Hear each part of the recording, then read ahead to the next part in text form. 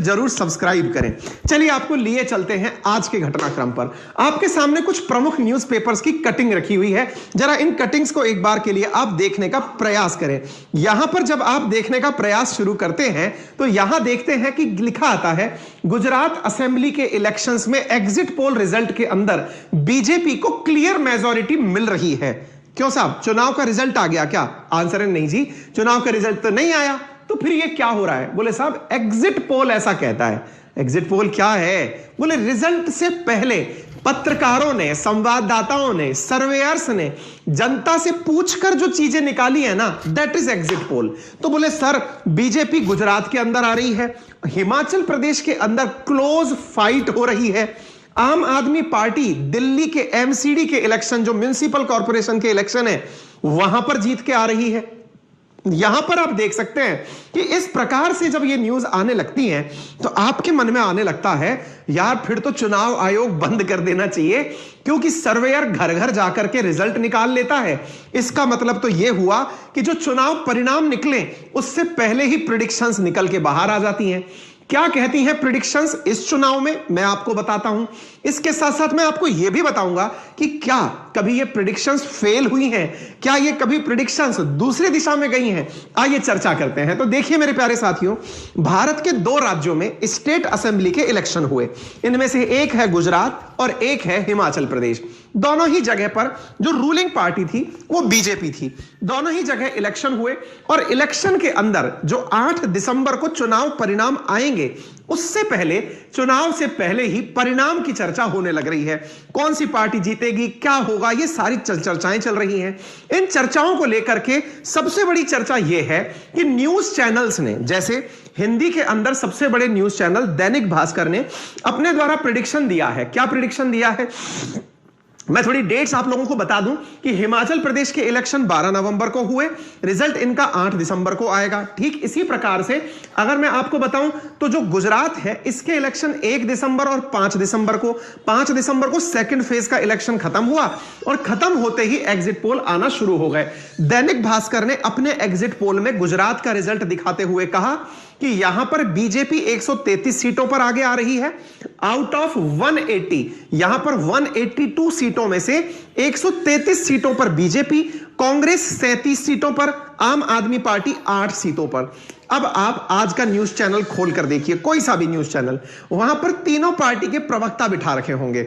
उन प्रवक्ताओं से बैठकर पूछा जा रहा होगा बताइए आपकी पार्टी कितना जीत सकती है, और वो प्रवक्ता इतना कॉन्फिडेंट है अपनी बातों से कि भाई मेरी पार्टी जीतेगी। बीजेपी वाले कह रहे होंगे कि साहब नंबर कम दिखा रहे हो, हम तो ज्यादा लाएंगे। कांग्रेस वाले कहेंगे कि साहब ये संभव ही नहीं है, हम तो बहुमत में जाएंगे। आम आदमी पार्टी कहेगी हम तो मिरेकल कर देंगे, लिख के देख लो हमारे सबसे ज्यादा नंबर आएंगे। हर प्रवक्ता के अंदर एक गजब लेवल का कॉन्फिडेंस है। और उसी बीच में आप बड़े देखते देखते कंफ्यूज हो रहे हैं, यार इसको इतना कॉन्फिडेंस क्यों आ रहा है, और अगर इसको इतना कॉन्फिडेंस आ रहा है तो इसकी बातों से चल कुछ जज करते हैं। आपका मन भी कुछ जज करने के लिए बैठा हुआ है। आपने अपने नंबर्स लिख रखे हैं कि यार कौन सा व्यक्ति यहां पर जीत सकता है। हिमाचल प्रदेश के अंदर भाजपा को 33 सीटें दिखा रही है ये भास्कर, यानी कि रिजल्ट नहीं आए हैं लेकिन रिजल्ट से पहले जो प्रेडिक्शंस चल रहे हैं। अब अच्छा, यहां पर कितनी की अपेक्षा थी? यहां पर जो सीट थी उन सीटों के आधार पर निर्णय लिया जा रहा है। कहां पर? जो आपका हिमाचल प्रदेश है इसके अंदर। तो अब इन दोनों जगह पर जब अपने अपने लेवल की चीजें चल रही हैं तो उन इलेक्शन के अंदर कौन कितना जीतेगा? तो हिमाचल प्रदेश में 33, इसको 26, और यहां पर आम आदमी पार्टी को 7 सीटें दिखाई जा रही हैं। यानी कि 7 सीटों के हिसाब से यहां पर 60 में से जिसको बहुमत मिल जाएगा उसको दिखाने का प्रयास किया जा रहा है। इसमें तो ये तो हमने भास्कर का आपको बताया। इसके साथ साथ बहुत सारी न्यूज एजेंसीज अपने द्वारा प्रेडिक्शन निकाल रही हैं।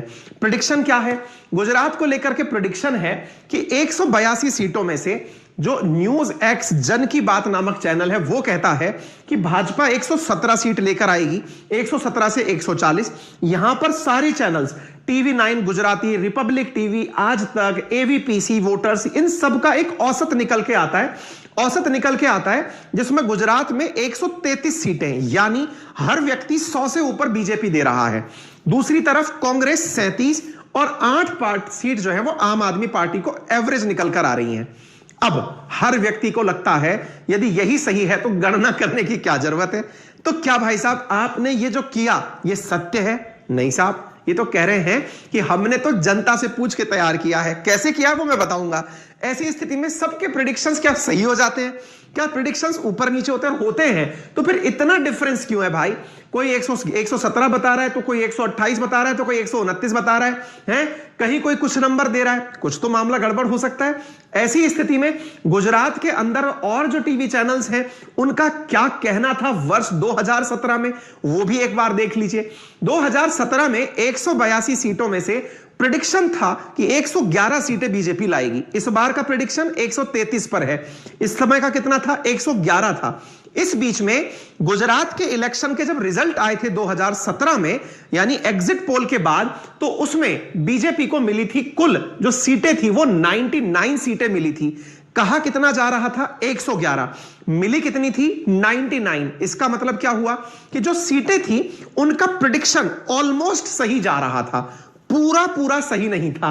इवन 99 केवल इंडिया टुडे के अंदर मेंशन था, बाकी में मेंशन नहीं था। ऐसे ही हिमाचल प्रदेश के अंदर जहां पर 68 सीटें हैं, उन 68 सीटों में से बहुमत के लिए 35 सीटें चाहिए। ऐसी स्थिति में एग्जिट पोल का औसत कहता है कि बीजेपी को 33 सीटें मिल रही हैं, कांग्रेस को 26 मिल रही हैं, आम आदमी पार्टी को मिलेगी या नहीं मिलेगी कंफर्म नहीं है, अदर उम्मीदवार 2 सीटें जीत सकते हैं। यह कहता है हिमाचल प्रदेश 2022। अगर यही देखा जाए तो एक बार इसके पहले यानी 2017 का आंकड़ा भी देख लेते हैं। 2017 में हिमाचल प्रदेश को लेकर के बीजेपी के लिए प्रेडिक्शन था 49 सीटें जीतने का, लेकिन वास्तविकता में कितनी सीटें जीतकर आए थे आप? 44 सीटें जीतकर आए थे। जो प्रेडिक्शन था वो 49 का था, जीतकर 44 आए। यानी एग्जिट पोल ऑलमोस्ट सही निकलते हैं, लेकिन क्या कभी एग्जिट पोल गलत हुए हैं? आज के विस्तार से सेशन में इस पर भी चर्चा की जाएगी। और अब तक आप सबने अपने अपने तरह से कमेंट्स को भर दिया है। किसी के हिसाब से कोई जीत रहा है, किसी के हिसाब से कोई और जीत रहा है। कुछ लोगों के हिसाब से बीजेपी, कुछ लोगों के हिसाब से कांग्रेस जीत रही है, या कुछ जगह पर आम आदमी पार्टी पूरी सरकार बना रही है। इसी बीच में आपकी राय किसी ने नहीं ली तो आपको एक जगह देता हूं मैं, और वो जगह दोनों इलेक्शंस में गुजरात और हिमाचल में।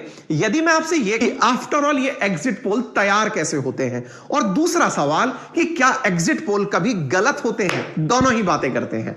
एग्जिट पोल तैयार करने का सबसे आसान तरीका है। आसान तरीका क्या है? क्या कभी आपने एग्जाम रूम से बाहर निकलकर अपने दोस्तों से पेपर डिस्कस किया है कि यार तुम्हारे इस पेपर में कितने क्वेश्चन सही हुए?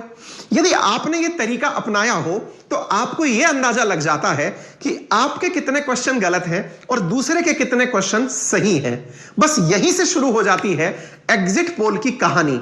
यानी रिजल्ट तो बहुत बाद आएगा, कितना परसेंटेज आपका पेपर में बनेगा यह तो बहुत बाद में डिसाइड होगा, लेकिन उससे पहले ही आपको सही आंसर पता चल जाता है। यदि आपने यह प्रक्रिया की है तो ऐसी ही प्रक्रिया वोटिंग रूम से बाहर पत्रकार या सर्वे करने वाले लोग करते हैं। ये क्या करते हैं? जैसे ही आप वोटिंग रूम से बाहर निकल के आते हैं, एक सर्वेयर आपके पास आके खड़ा हो जाता है और वो आपसे सवाल पूछता है कि सर आपने किसे वोट दिया? आपकी मर्जी है, आप जवाब दें, ना दें, या फिर गोल गोल घुमा जाएं। आप में से कुछ कलाकार ऐसे भी होते हैं जो उन्हें गोल गोल घुमा देते हैं। साहब मैं नहीं बताऊंगा मैंने किसको वोट दिया है। अब मैं नहीं बताऊंगा मैंने किसको वोट दिया, ये तो साइड में हटा दो, क्योंकि सामान्यतया ये इस तरह के सोच के साथ होते हैं कि पता नहीं सामने वाला व्यक्ति कौन सी पार्टी से हो और मेरे लिए जबरदस्ती का मुसीबत आ जाए। यही कारण है कि सर्वेयर सामने वाले को विश्वास में लेकर उसका मत जानने का प्रयास करता है। हम हालांकि कभी साझा करने में हिचकते हैं कि यार हमने किसको वोट दिया है, क्यों बताएं, जब रिजल्ट आएगा तब देख लेना। फिर भी कुछ लोग होते हैं जो अपना मत खुलकर सामने रखते हैं कि मैंने तो इस पार्टी को वोट दिया है। बस सर्वेयर वहीं से आपके डेटा रिकॉर्ड करता है और उन डेटा के आधार पर वो एक ग्राफ बनाता है, और उस ग्राफ को बना करके उन प्रेडिक्शंस को चुनाव के खत्म होते ही टीवी पर प्रस्तुत कर देता है। अब विचार करिए, क्या सर प्रत्येक व्यक्ति से यह बात पूछी जाती है? प्रत्येक व्यक्ति से बात पूछी जाती तो सही मायने में तो यह रिजल्ट हो जाता ना। एग्जिट पोल में सैंपल लिया जाता है। जैसे यदि समुद्र का पानी खारा है तो यह पता करने के लिए पूरा समुद्र का पानी पीना जरूरी नहीं है, आप केवल एक चुल्लू भर पानी पीकर के भी उसका टेस्ट अंदाजा लगा सकते हैं। एग्जैक्टली एग्जिट पोल के लिए जरूरी नहीं है कि जन जन से जाकर पूछा जाए। एक समूह में खड़े हुए 100-200 लोगों में से 4 से भी अगर बातें पूछ ली तो 100-200 लोगों का अनुमान वो सर्वेयर अपने अनुभव से लगा लेता है और वहीं से तैयार होता है एग्जिट पोल का डेटा, और उसी को ध्यान में रख करके पॉलिटिकल पार्टीज इस तरह की चीजें तैयार करती हैं। अब एक चीज और आती है, सर ये तो हुआ चुनाव के बाद, लेकिन चुनाव से पहले, जैसे एग्जाम से पहले होता है, क्या होता है? बहुत सारे लोग, अगर कभी आप चाय की ठड़ी पर जाएं, चाय की ठड़ी पर जब आप कहीं पहुंचे तो वहां पर बहुत सारे भैया लोग होते हैं जो परीक्षा से पहले आपको कई जगह मोटिवेशन दे रहे होते हैं और कुछ लोग आपको डीमोटिवेट कर रहे होते हैं। कैसी चर्चाएं करके, भाई साहब इस बार का पेपर बहुत टफ आएगा। बोले कैसा टफ आएगा? बोले भाई इस बार का पेपर जो है ना वो उस व्यक्ति के द्वारा सेट किया गया है, पेपर बहुत कठिन आएगा, नंबर 1। नंबर दूसरा, इस बार कट ऑफ बहुत ऊपर जाएगी। सर क्यों? क्योंकि इसलिए कट ऑफ ऊपर जाएगी क्योंकि इस बार कई साल के एक्सपीरियंस वाले बच्चे बैठेंगे। तीसरा, यार चूंकि सेम सिलेबस पे तीसरी बार पेपर हो रहा है तो सोचो जो 2 बार फेल हुए थे वो भी इस बार परीक्षा में बैठेंगे। इतनी सारी चीजें जब एक साथ आकर हावी होती हैं तो भाई साहब फिर सवाल खड़ा हो जाता है कि यार इसका मतलब इस बार का पेपर या कट ऑफ बहुत ऊपर जा सकती है।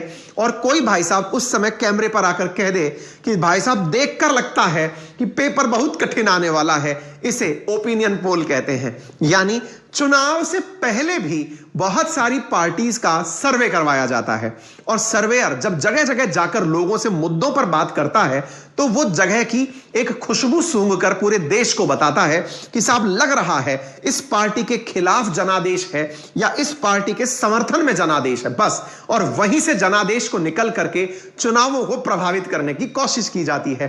तो ओपिनियन पोल चुनाव से पहले होता है और एग्जिट पोल चुनाव खत्म होते ही होता है, रिजल्ट तो सबसे आखिर में आता है। तो ये 2 प्रकार के पोल होते हैं। बड़ा सवाल बनता है कि सर ये ओपिनियन पोल की शुरुआत भारत में कब हुई, इंडिया में या वर्ल्ड में कितने लोगों से क्या किया गया? तो सामान्यतया क्या किया जाता है, जब भी सैंपल सर्वे किया जाता है तो लगभग 30-35 हजार से लेकर लाख 1.5 लाख लोगों को बीच में जोड़ करके किया जाता है। ऐसी स्थिति में सवाल बनता है कि भारत में कौन से सर्वेयर्स हैं जो ऐसा काम करते हैं। तो देखिए, today Chanakya, ABP news x, Republic, CSDS, news 18, India today, times now, ये बड़ी संस्थाएं हैं जो कि सर्वे कराती हैं।